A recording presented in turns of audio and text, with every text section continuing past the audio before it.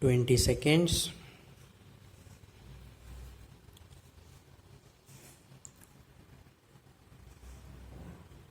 Be ready. 10 seconds.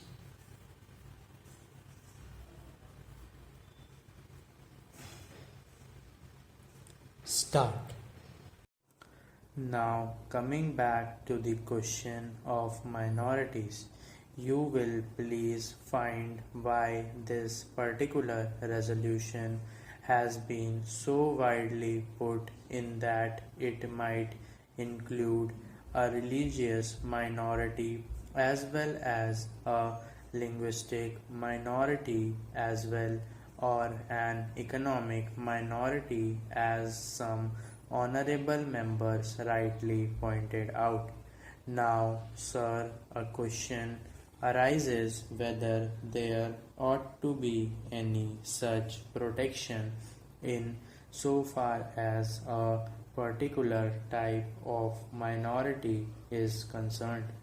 I shall deal with the question of minorities at some length, but you will please find, sir, what the honorable mover wants is that there ought to be a permanent minorities commission. It ought to be endowed with statutory powers.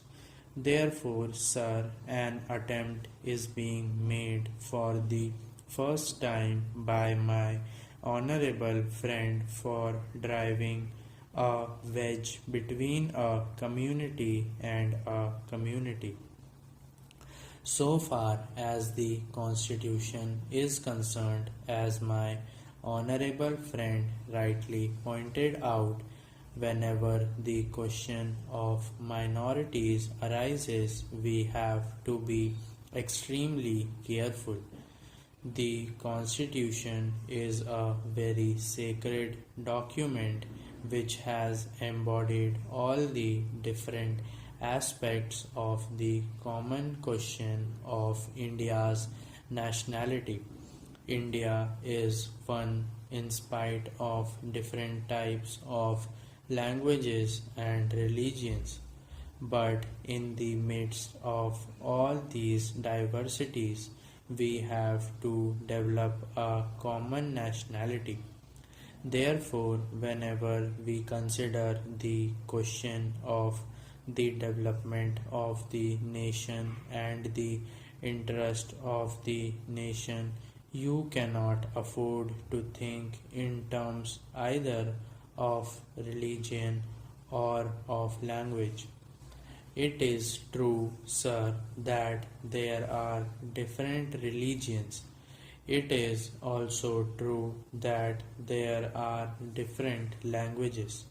Therefore, a question arose, and the framers of the Constitution had to devise a constitution in the midst of the unity of India with certain diversities here and there.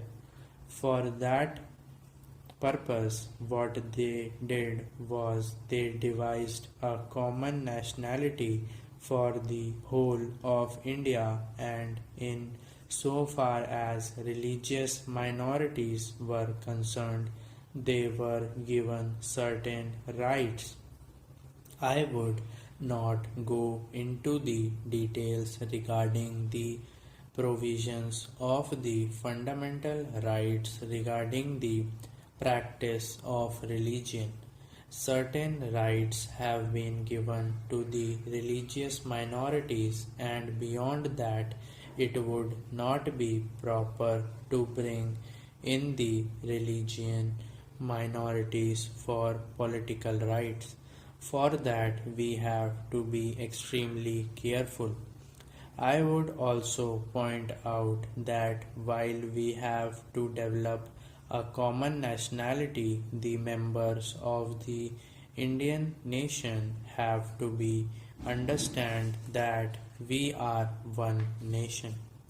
Therefore, certain rights in respect of religious minorities were given. they were fundamental rights and most of them are justiciable rights. Here we stopped so far as the religious rights were concerned. Then a question arose what ought to be the attitude of not only the government but the society regarding the languages. It was true that there were certain interests of the regional languages.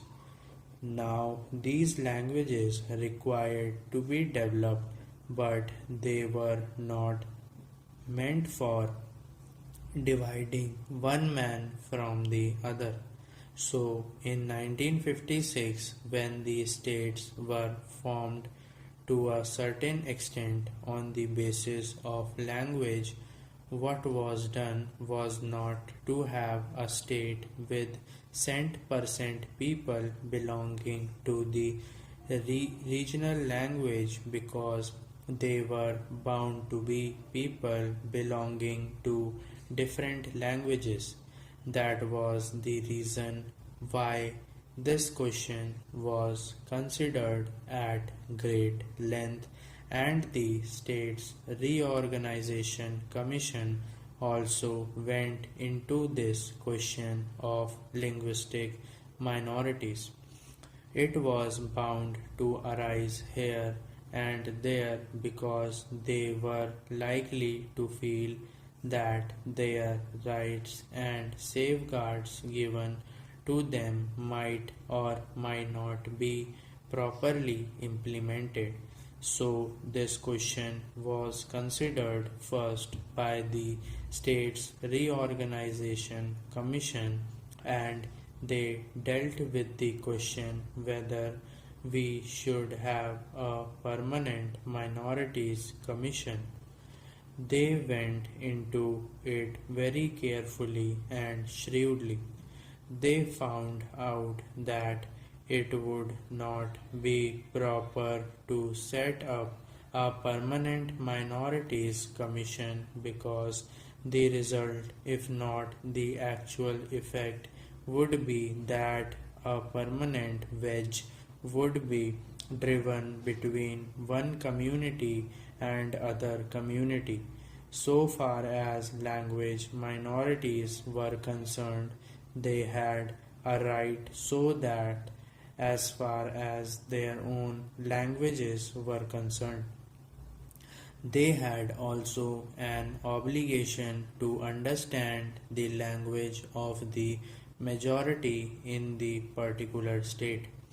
It is only by thus coming together that the members of the two language groups would come together and would harmoniously develop, but it was found at the time when the States Reorganization Commission had to consider this that some machinery should be devised for safeguarding the rights of linguistic minorities only, and after full consideration, what was conceded was that only in respect of linguistic minorities certain rights should be extended and certain rights should be safeguarded, and an officer should be appointed by the President for making a report on the question whether these rights of the linguistic minorities are or are not properly safeguarded.